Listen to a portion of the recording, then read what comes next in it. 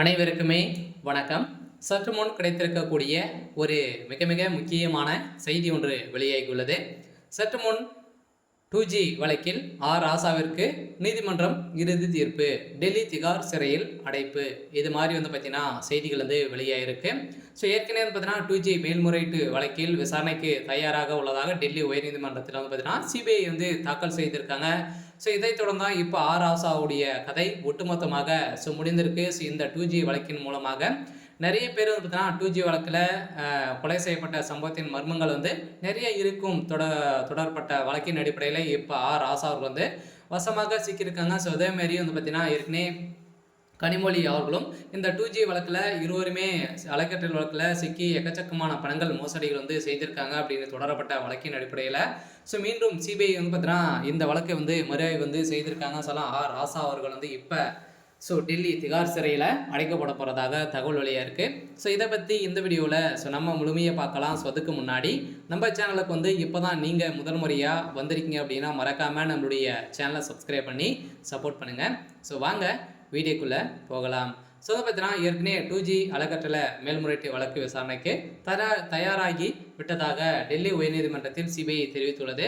இது காங்கிரஸ் தலைமையிலான ஐக்கிய முற்போக்கு கூட்டணி ஆட்சியில் கடந்த 2008 தொலைத்தொடர்பு சேவை நிறுவனத்திற்கு 2G அறக்கட்டளை ஒதுக்கீடு செய்யப்பட்டது. இதில் மேல்முறையீட்டு நடந்ததாகவும் மத்திய அரசுக்கு பெரும்பாலான வருவாய் இழப்பு ஏற்பட்டதாகவும் புகார் இருந்தது. இந்த புகாரின் அடிப்படையில் இது தொடர்பாக முன்னாள் மத்திய அமைச்சர் ராசா, திமுக எம்பி கனிமொழி உள்ளிட்ட 17 பேர் மீது சிபிஐ வழக்கு பதிவு செய்தது.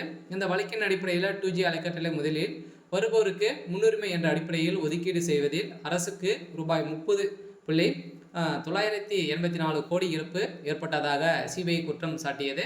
அமலாக்கத்துறையும் இதே தொடர்பாக தனியே வழக்கு பதிவு செய்தது. அதே மாதிரி பார்த்தீங்கன்னா இந்த வழக்கில் குற்றச்சாட்டுகளை விசாரணை அமைப்புகள் சந்தேகங்களுக்கு இடமின்றி நிரூபிக்க தவறிவிட்டதாக கூறிய ராசா, கனிமொழி உள்ளிட்ட சிறப்பு நீதிமன்றத்தில் விடுதலை செய்திருந்த நிலையில் மீண்டும் ராசா அவர்களுக்கு ஒரு சம்பவம் ஸோ நடந்திருக்கு. சொல்ல இந்த சம்பவத்தின் அடிப்படையில் திமுகவுடைய தலைமைக்குமே வசமாக சிக்கிக்கொள்ள போகிறாங்க. சொல்ல இப்போ 2021 மேல்முறையீடு செய்வதில் ஸோ தாமதமாகி இருக்கக்கூடிய நிலையில் இப்போ மீண்டும் சிபிஐ பார்த்தீங்கன்னா தயாராக இருக்காங்க. சொல்ல வருகின்ற வெள்ளிக்கிழமை விசாரணைக்கு வரப்போகுது. சிபிஐ தரப்பில் மூத்த வழக்கறிஞர் சஞ்சீவ் ஜெயின் ஆஜராகி அப்போது அவர் இந்த வழக்கில் ஆவணங்கள் பெரும்பாலும் இருப்பதால் விசாரணைக்கு பல தேதிகளை நிர்ணயிக்க வேண்டும் என்று விசாரணை அட்டவணை முடிவு செய்துள்ளதாக தகவலும் வெளியே இருக்கு. சில வருகின்ற மார்ச் 18ஆம் தேதி பார்த்தீங்கன்னா ஏற்கனவே ஒத்தி வச்சிருந்தாங்க. மீண்டும் இப்போ மே மாதம் பார்த்தீங்கன்னா நடக்க போகுது. சில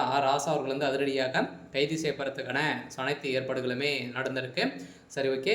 ஸோ இன்னைக்கான அப்டேட் பார்த்தீங்கன்னா இதுதான். ஸோ மறக்காமல் நம்மளுடைய சேனலை சப்ஸ்கிரைப் பண்ணி சப்போர்ட் பண்ணுங்கள். தேங்க்யூ.